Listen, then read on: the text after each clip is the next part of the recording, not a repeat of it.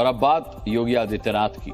4 जून के बाद से ही योगी आदित्यनाथ अलग ही रंग में नजर आ रहे हैं, या कहें कि पहले से कहीं ज्यादा एक्शन मोड में आ गए हैं। आज हम आपको दिखाएंगे कि कैसे योगी के 5 नए कदम से यूपी में हड़कंप मचा है। लेकिन उससे पहले हम आपको संसद के सेंट्रल हॉल की 3 तस्वीरें दिखाएंगे, जहां मोदी भी थे और योगी भी।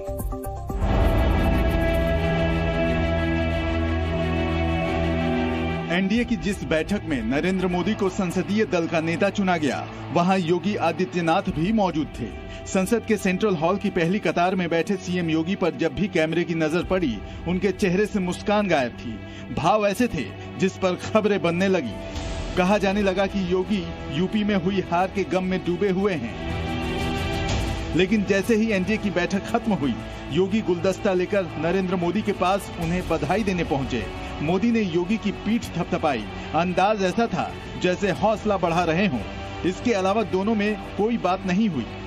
संसद के सेंट्रल हॉल में यूं तो कैमरे से लेकर सांसद तक सबका फोकस मोदी पर था, लेकिन उसके बाद योगी ही थे जिनके साथ सेल्फी लेने की होड़ मची थी। वहां मौजूद कई सांसद मोबाइल कैमरे से योगी के साथ अपनी तस्वीर ले रहे थे।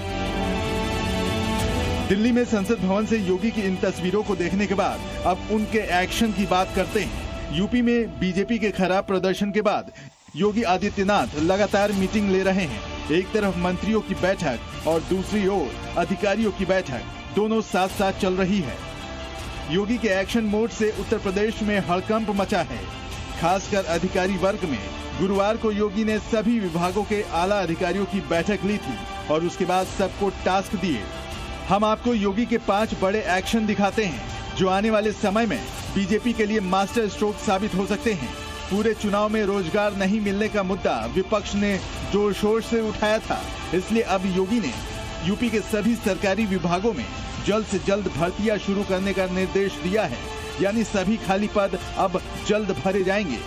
इस कदम से योगी को युवाओं का साथ मिल सकता है। दूसरा बड़ा कदम छात्रों के हित से जुड़ा है। सीएम योगी ने सभी यूनिवर्सिटी और इंस्टीट्यूट से कहा है कि वो 10 मई तक सभी तरह की परीक्षाएं पूरी कर लें, यानी गर्मी बढ़ने से पहले परीक्षा खत्म हो जाए, ताकि छात्रों को मौसम की मार से राहत मिले। तीसरा बड़ा कदम गन्ना किसानों के हित से जुड़ा है। योगी ने संबंधित अधिकारी से कहा है कि नया सत्र शुरू होने से पहले गन्ना पेराई का भुगतान हो जाना चाहिए, ताकि वो पैसा किसानों के पास समय से पहुंच सके। चौथा बड़ा कदम बिजली कटौती के खिलाफ है। योगी का ऑर्डर है कि यूपी के शहर हो या गांव, इस प्रचंड गर्मी में बिजली नहीं काटी जाए। तभी बिजली कटे जब बहुत जरूरी हो, जैसे कि ट्रांसफार्मर जल जाए या तार गिर जाए। और 5वां बड़ा कदम मजदूरों से जुड़ा है। मनरेगा योजना के तहत काम करने वाले ऐसे मजदूरों की संख्या बड़ी है जिन्हें समय से पैसा नहीं मिला है। उन्हें उनकी मजदूरी का पैसा मिलने में देरी न हो, इसके लिए उस विभाग के अधिकारी को काम पर लगा दिया गया है।